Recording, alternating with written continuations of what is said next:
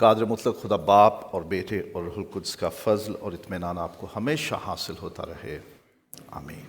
آج ہم خداوند یسوع مسیح کے یروشلم میں بطور بادشاہ داخلے کی خوشی منا رہے ہیں، اس کی یاد میں عبادت کر رہے ہیں۔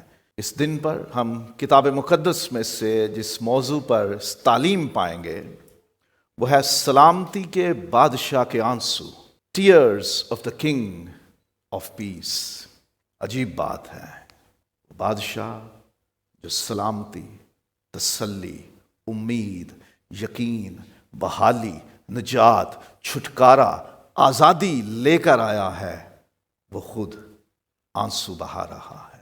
بنی اسرائیل قوم رومیوں کے ظلم سے تنگ اور منجی بادشاہ کے انتظار میں تھی، کیونکہ مسیح خداوند جب مقدسہ مریم کے جسم سے اس دنیا میں پیدا ہوئے، اس سے بہت پہلے روم کے شہنشاہ کیسر نے اس پورے علاقے پر چڑھائی کر کے، جنگ کر کے، حملہ آور ہو کر قبضہ کر لیا تھا۔ یہ سارا علاقہ اور اس کے لوگ، بنی اسرائیل قوم بھی روم کے قبضے میں تھے، اس کا ظلم سہتے تھے، ان کو ٹیکس دیتے تھے، اپنی مرضی سے بہت کچھ نہیں کر سکتے تھے۔ ظاہری بات ہے، جو قوم حاکم ہوتی ہے، جو رول کرتے ہیں، جو حکومت کرتے ہیں، مرضی ان کی چلتی ہے۔ تو وہ تنگ تھے، لوگ آزادی کی تحریک بھی چلاتے تھے۔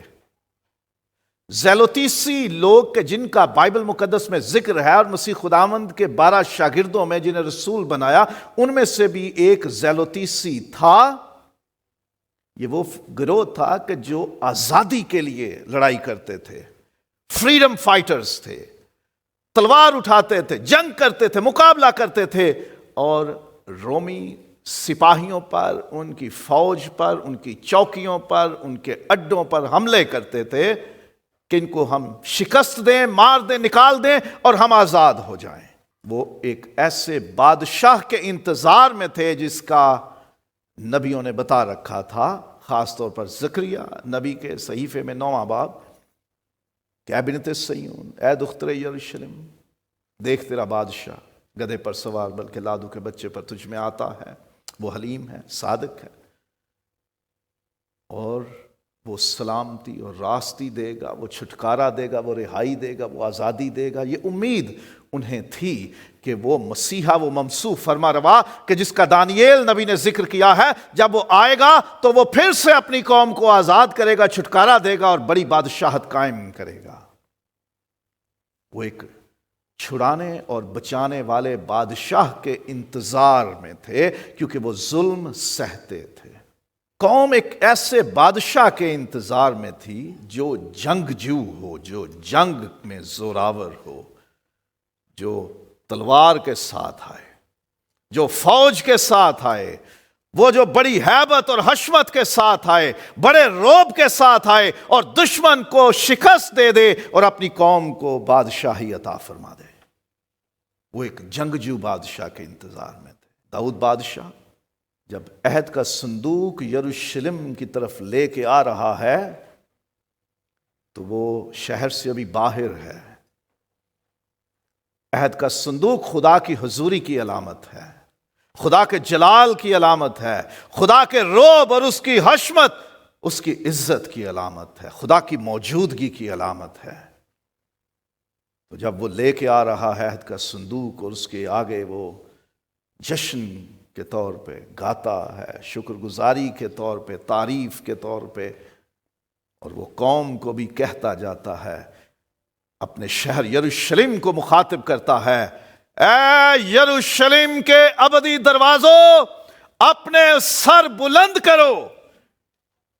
وہ اس لیے کہتا ہے کہ یروشلم کے پھاٹک تو انسانوں نے بنائے ہیں انسانوں کے داخلے کے لیے، لیکن اب جو تجھ میں داخل ہو رہا ہے وہ انسان نہیں، وہ جلال کا بادشاہ ہے۔ لوگ پوچھتے ہیں یہ جلال کا بادشاہ کون ہے؟ اور وہ جواب دیتا ہے रब जो जंग विच है जोरावर, ओ जलाल दा बादशाह। फिर पूछते हैं, अबदी दरवाजों अपने सर बुलंद करो, है फाटकों ऊंचे हो, जलाल का बादशाह दाखिल होता है। लोग फिर पूछते हैं, एक तो तू बादशाह है, तेरे सिवा कौन है ये जिसकी बात कर रहा है? वो कहता है, लश्करां दा रब यहोवा, ओ बादशाह जलाल दा। बनी इसराइल एक ऐसे जंग वाले लश्करों के खुदा, लश्करों के बादशाह, जंग करने वाले बादशाह के मुंतजिर थे कि वो आएगा, बड़े जोर के साथ, बड़े रोब के साथ, बड़ी शान के साथ, बड़े गुस्से के साथ आएगा और दुश्मनों को निकाल बाहर करेगा और अपनी कौम को फिर से बादशाहत देगा। लेकिन यसु सलामती के बादशाह के तौर पर आया, वो हलीम बन के आया, वो गधे पर सवार होकर आया। बादशाह जब जंग के लिए निकलते तो घोड़े पर जाते थे, लेकिन जब वो सुलह की नीयत से जाते, जब वो दोस्ती के लिए निकलते, जब वो सलामती के लिए निकलते, तो वो घोड़े पर नहीं बल्कि गधे पर बैठकर जाया करते थे। तो यीशु घोड़े पर बैठकर नहीं आया, वो तलवार लेकर नहीं आया, वो बहुत बड़ी फौज जिसके पास बड़ा असलहा हो वो लेकर नहीं आया, वो गधे पर सवार होकर आया है। क्योंकि जकरिया ने कहा वो हलीम है, वो सादिक है, वो गधे पर सवार है, वो सलामती लेकर आएगा, वो छुटकारे की बात करेगा, वो रास्ती से सब कुछ करेगा। वो ऐसा बादशाह जो सलामती और अमन लेकर आएगा। खुदावंद यस्सु उनकी तवक्को के मुताबिक एक जोरावर और जंगजू और पूरे असलहे से भरा हुआ बादशाह बन के नहीं आता, वो सलामती का बादशाह बन के आता है। खुदावंद यस्सु ने खुद भी कहा कि मेरी बादशाहत इस दुनिया की नहीं है, मैं इस जमीन पर किसी एक खित्ते पर, किसी एक बाउंड्री या टेरिटरी या हदूद पर हुकूमत करने नहीं आया। नहीं तो मेरे शागिर्द भी लड़ते, लड़ाई करते, जंग करते, तलवार चलाते। मेरी बादशाहत इस दुनिया वाली नहीं है कि जो बादशाह निकलते हैं और फिर जंग करते हैं और आगे वाली कौम को मार देते हैं और कब्जा कर लेते हैं। खुदावंद यीशु सलामती के बादशाह के तौर पर आया, यीशु मोहब्बत और फिक्र करने वाले बादशाह के तौर पर आया। वो ऐसा बादशाह है जो फतह करने तलवार के जोर पर नहीं आया, जो फौज लेकर नहीं आया, या तो मेरे आगे झुक जाओ या फिर तलवार के नीचे आ जाओ।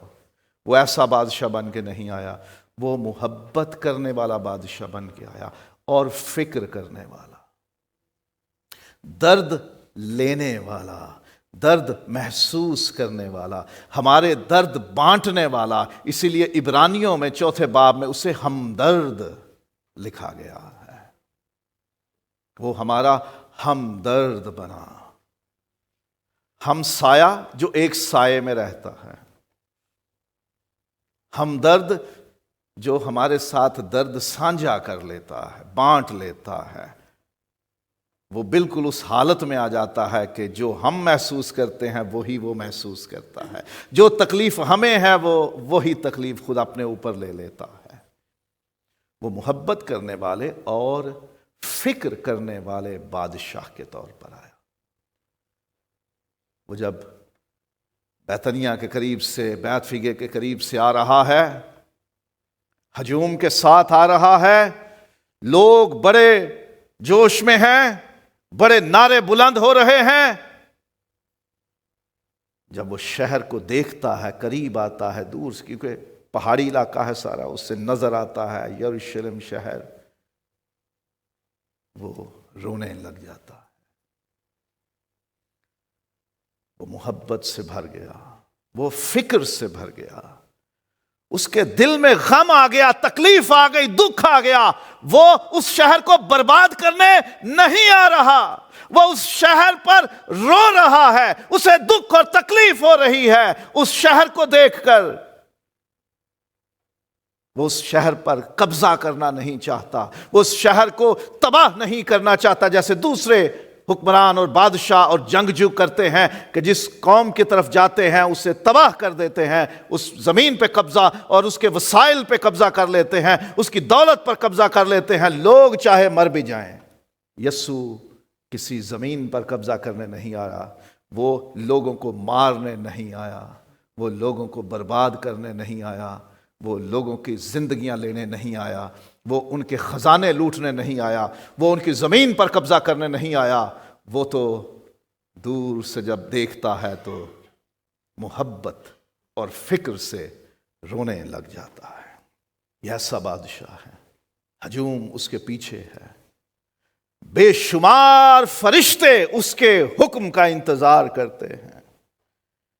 اگر وہ سچ مچ اپنی اصل قدرت والی آواز میں بات ہی کر دے تو کوئی برداشت نہیں کر سکتا، لوگ گر جائیں۔ وہ روتا ہے، آنسو بہاتا ہے،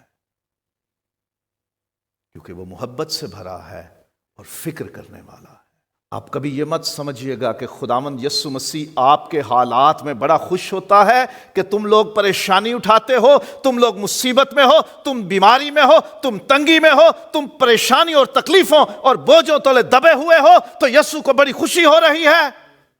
نہیں، وہ ہمارا ہمدرد بنا ہے، وہ ہمارے درد لیتا ہے، وہ ہمارے لیے فکر کرتا ہے، وہ ہم سے محبت کرتا ہے، وہ ہمیں فتح کرنے نہیں، وہ ہمارے دکھ لینے آیا ہے، ہمارے ساتھ دکھ اٹھانے آیا ہے۔ وہ ہماری زندگی کے دکھ چن چن کر خود اٹھا لینے آیا ہے۔ وہ قوم کے روحانی اندھے پن پر آنسو بہاتا ہے۔ خداوند یسوع اپنی قوم کے روحانی اندھے پن پر آنسو بہاتا ہے۔ وہ پہچانتے ہی نہیں ہیں، وہ حقیقت کو جانتے ہی نہیں ہیں، وہ کلام پڑھتے ہیں اسے سمجھتے نہیں ہیں، وہ خدا کے بیٹے کو سامنے کھڑا دیکھتے ہیں اسے پہچانتے نہیں ہیں، وہ اس کے کام اور قدرت کو دیکھتے ہیں لیکن قبول نہیں کرتے۔ وہ اس کے منہ سے بھی سنتے ہیں کہ جس نے مجھے دیکھا اس نے باپ کو دیکھا۔ یہ اس لیے کر رہا ہوں تاکہ تم جانو کہ ابن آدم کو زمین پر گناہ معاف کرنے کا بھی اختیار ہے۔ وہ خود اپنے منہ سے کہتا رہا لوگوں کو کہ میں کون ہوں، لیکن لوگ اسے نہ قبول کرتے، لوگ اسے نہیں پہچانتے۔ اس نے خود اس قوم کے اور اس کے لیڈرز کے بارے میں کہا یہ روحانی طور پر اندھے ہیں اور اندھا اندھے کو کیا راہ دکھائے گا؟ یہ آنکھیں رکھتے ہیں لیکن دیکھتے نہیں ہیں کیونکہ روحانی طور پر اندھے ہیں۔ وہ قوم یسوع کو پہچاننے کے معاملے میں اندھی تھی، وہ خدا کی قدرت کو پہچاننے میں روحانی طور پر اندھی تھی۔ یسوع کو اس پر رونا آیا۔ ہم بھی بتھیرے ایسے اندھے پن کا شکار ہیں۔ ہم خدا کی قدرت کو، اس کے کاموں کو جیسے وہ کر رہا ہوتا ہے کبھی محسوس کرنے کی کوشش نہیں کرتے اور صرف اپنی مرضی کا خدا ڈھونڈتے رہتے ہیں جو میری مرضی سے چلے، جسے جیسا میں کہوں وہ ویسا ہی کرے، جیسے میں چاہوں ویسے وہ کر دے۔ خداوند یسوع سلامتی کا بادشاہ روتا ہے، اسے اپنی قوم کے روحانی اندھے پن پر دکھ ہے، افسوس ہے، تکلیف ہے۔ وہ ان سے محبت کرتا ہے، وہ ان کے لیے فکر کرتا ہے، ان کا درد اسے پتا ہے، اس لیے وہ روتا ہے کہ یہ لوگ کیسے ہیں جو مجھے نہیں پہچانتے۔ وہ قوم کی غلط ترجیحات اور توقعات پر آنسو بہاتا ہے۔ سلامتی کا بادشاہ اس قوم کی غلط ترجیحات ہوتا ہے نا، کیا کام ضروری ہے کیا ضروری نہیں ہے یہ طے کرنا، یہ ترجیحات کہلاتا ہے۔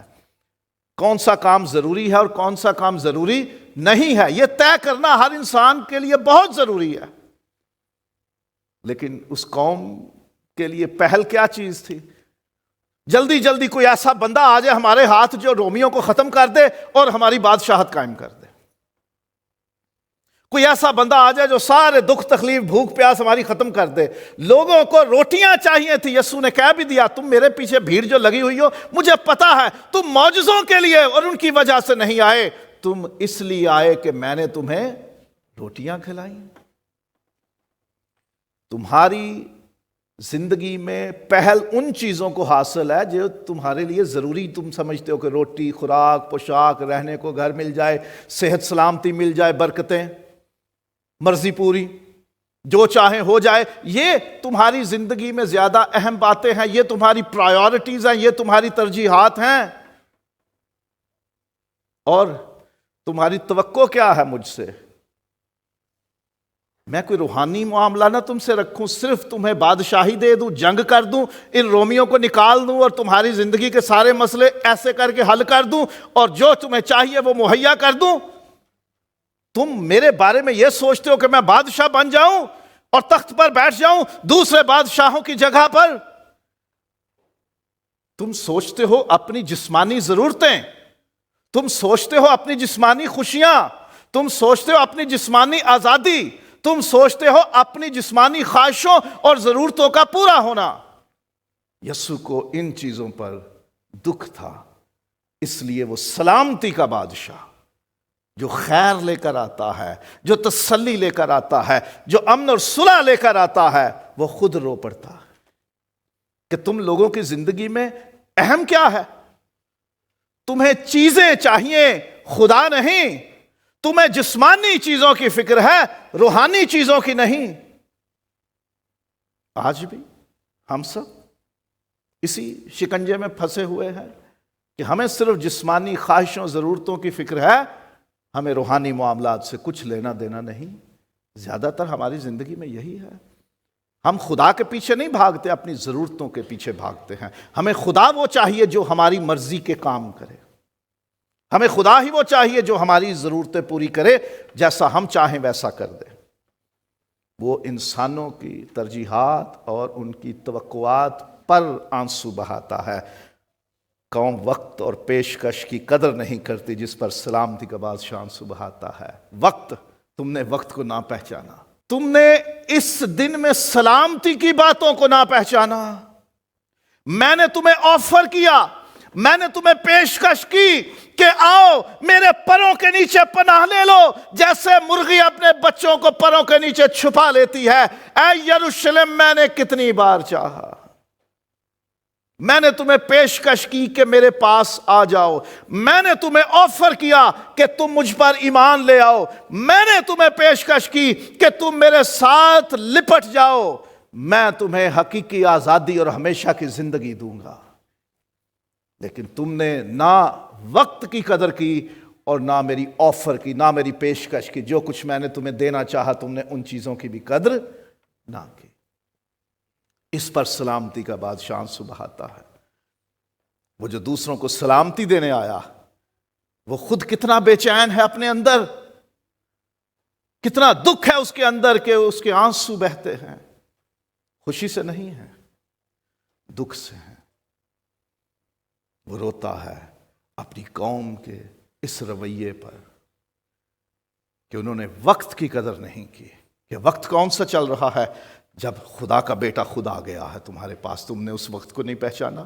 جب وہ تمہیں بلا رہا ہے کہ اے تھکے ماندو بوجھ کے تلے دبے لوگوں میرے پاس آؤ, میں تمہیں آرام دوں گا, انہوں نے اس کو قبول نہیں کیا. جب اس نے کہا جب تک تمہیں بیٹا آزاد نہ کرے تم آزاد نہیں ہو سکتے, بیٹے کو قبول کر لو, مجھے قبول کر لو, میں تمہیں حقیقی آزادی دوں گا, انہوں نے اس کی آفر کو قبول نہ کیا, اس کی قدر نہیں کی.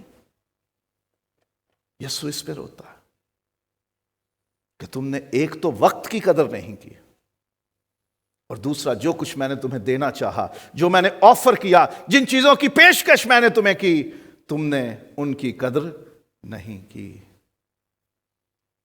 ہم میں سے کتنے ہیں جو نہ وقت کی قدر کرتے ہیں نہ خدا کی بخشش کی. جو خدا ہمیں دے رہا ہے, خدا ہمیں عطا کرنا چاہتا ہے, خدا دینا چاہتا ہے, وہ ہم لینا نہیں چاہتے. ہم نہ وقت وہ پہچانتے ہیں، نہ اس کی قدر کرتے ہیں، اور نہ جو کچھ خدا دینا چاہتا ہے اس کی قدر کرتے ہیں۔ سلامتی کا بادشاہ قوم کے مستقبل پر آنسو بہاتا ہے۔ دیکھ تیرے دشمن تیرے گرد مورچہ باندھیں گے، تیرے پتھر پر پتھر باقی نہ چھوڑیں گے، تیرے بچوں کو زمین پر پٹک دیں گے، تجھے برباد کر دیں گے۔ یہ تیرا انجام ہے، یہ تیرا مستقبل ہے، کیونکہ تو نے جسمانی چیزوں کی فکر کی، روحانی چیزوں کی نہیں۔ تو نے خدا کے وقت کو نہ پہچانا اور جو کچھ خدا دینا چاہتا ہے اس کی بھی قدر نہ کی۔ اب تمہارے ساتھ کیا ہونے جا رہا ہے میں اس پہ دکھی ہوں، کیونکہ سزا ملنے کو ہے، بربادی آنے کو ہے، تباہی آنے کو ہے۔ ہم اپنی ترجیحات اور توقعات درست رکھیں۔ ہم آج جو موجود ہیں، اگر ہم بھی صرف جسمانی چیزوں پر اور اپنی خوشیوں پر اور اپنی مرضی پر اور اپنی ضرورتوں پر توجہ رکھیں گے، تو اگر خداوند یہاں سے داخل ہو تو دیکھ کے خوش ہوگا؟ وہ ہم پہ بھی آنسو بہائے گا، وہ ہم پہ بھی دکھی ہوگا۔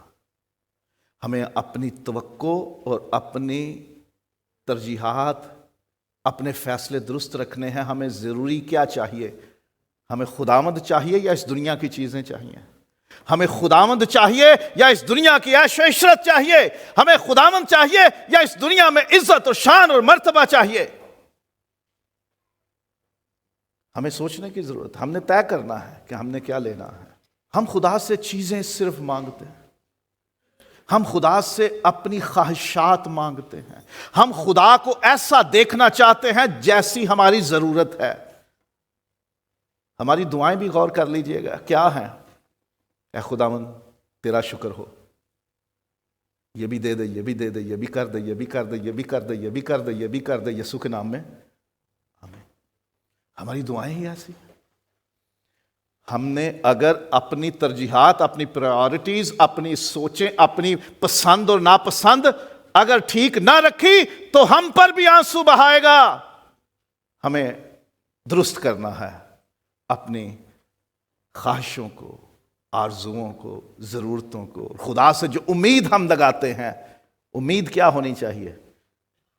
خداوند نے کہہ دیا، لوگوں نے مجھ سے عداوت رکھی، تم سے بھی رکھیں گے، تمہیں بھی عدالتوں میں کھڑا کریں گے، تم پر بھی جھوٹے مقدمے بنیں گے، تمہیں بھی موت تک لے کر جائیں گے، جو جان دینے تک بھی وفادار رہے وہ زندگی کا تاج پائے گا۔ اور یسوع سے ہماری توقع کیا ہے؟ وہ بڑے پیار کرتا ہے اور نگاہ بندہ ہے، وہ نہیں ڈاڈا۔ لیکن اب وہ آنے والا کیسے ہے؟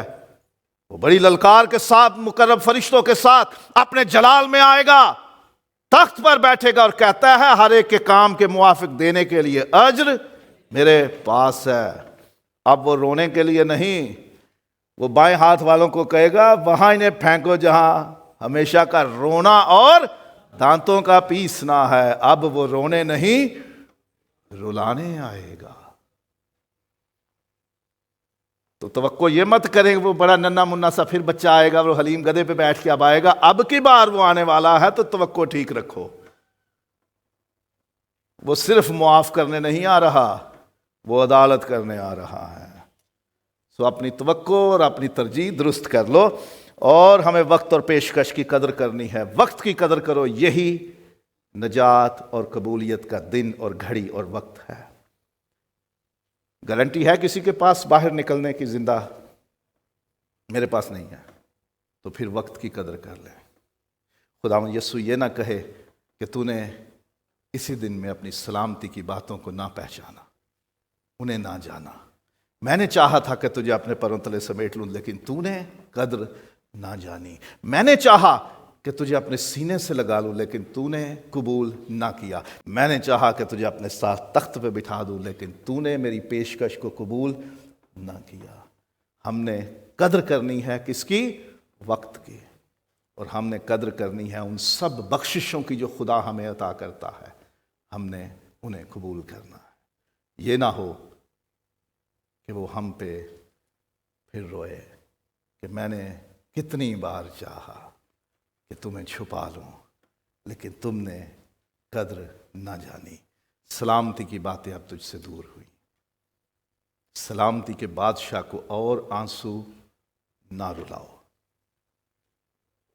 اس کے دل کو خوشی دو، وہ ہمیں دیکھے، مسکرائے، خوش ہو اور کہے اے میرے بچوں میں تم سے خوش ہوں، جیسا میں نے چاہا تم نے ویسا کیا۔ ہم چاہتے ہیں کہ وہ روئے ہم پہ یا مسکرا کے ہمیں شاباش دے، فیصلہ آپ نے کرنا ہے۔ یاد رکھو، سلامتی کے بادشاہ کو سلامتی بانٹنے دو، اسے آنسوؤں پر مجبور نہ کرو، نہیں تو وہ بھی یروشلم کے لیے جیسے اس نے بولا وہ آپ کے لیے بھی بول سکتا ہے، تیری سلامتی تجھ سے جاتی رہی، تیرے دشمن تجھے گھیر لیں گے اور تباہ کریں گے۔ خدا نہ کرے ایسا ہو۔ خدا کے ساتھ اپنا وقت پہچان لو، درست کر لو اور اس کی پیشکش کو قبول کر لو۔